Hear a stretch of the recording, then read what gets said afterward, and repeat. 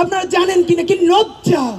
আমাদের ভাইগুলো যখন মরে যায় সেই অবস্থায় এই খুনি হাসিনা আমাদের মংলা বন্দরকে ভারতের হাতে তুলে দিয়েছে।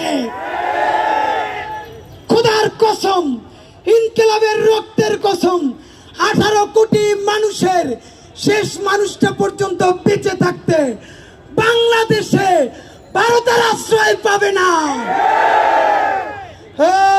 এই আপোষটা সংগ্রাম, এই দালালিনার রাজপথ, রাজপথ, দালালিনার রাজপথ, রাজপথ, রাজপথ। এইগুলো